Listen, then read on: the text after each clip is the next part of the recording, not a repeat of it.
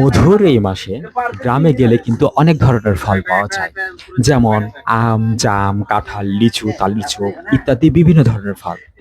Hello বন্ধুরা, আমরা সকলে মিলে চলে এসেছি তালের চোখ খেতে।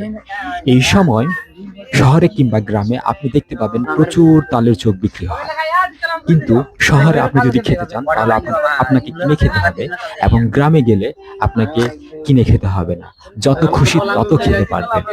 আমার এই ছোট্ট প্রিয় ভাইটি তাল গাছে ওঠার জন্য কিন্তু সে অনেক পারদর্শী এবং অনেক দক্ষ। শুধু তাল গাছেই নয়, বিভিন্ন গাছে সে কিন্তু উঠতে পারে।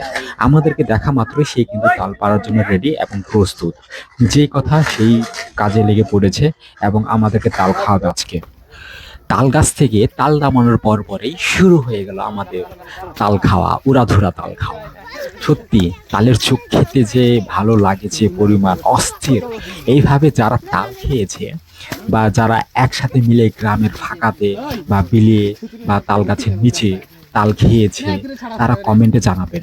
এই যে পিচ্চিরাও যে আমাদের সাথে রয়েছে, আমাদেরকে সঙ্গ দিচ্ছে, সত্যি এই গ্রামের ছেলে মেয়েরা সত্যি অমায়িক, অসাধারণ। তাদের আন্তরিকতা দেখে আমি মুগ্ধ হয়ে গেছি। সত্যি আমাদের সাথে অনেক ছেলে মেয়েরাই আছে, কিন্তু শুধু ছেলেরাই আছে, পিচ্ছি কয়েকটা মেয়েরাও আছে, এবং সেই সাথে কিন্তু জনিও আছে। জনি কিন্তু আমাদেরকে তাল ছিলে দিচ্ছে, তালের চোখ বের করে দিচ্ছে, এবং সেটি আমরা খাচ্ছি।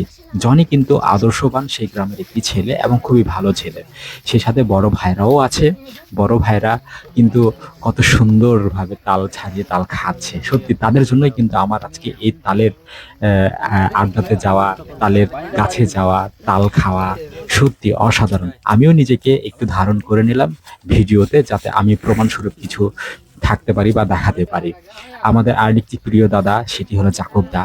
তাদের গ্রামে কিন্তু গিয়েছি আমি এই প্রথমবারের মতো, এবং প্রথমবার গিয়ে কিন্তু তারা আমাকে তাক লাগিয়ে দিল। সত্যি আমি তাদের গ্রামে প্রত্যেকবারই যাব এই মুহূর্তে লোভে পড়ে তালের চোখ খেতে। সত্যি যে যাই বলুন না কেন, তাল খেতে আমার কিন্তু খুবই ভালো লাগে।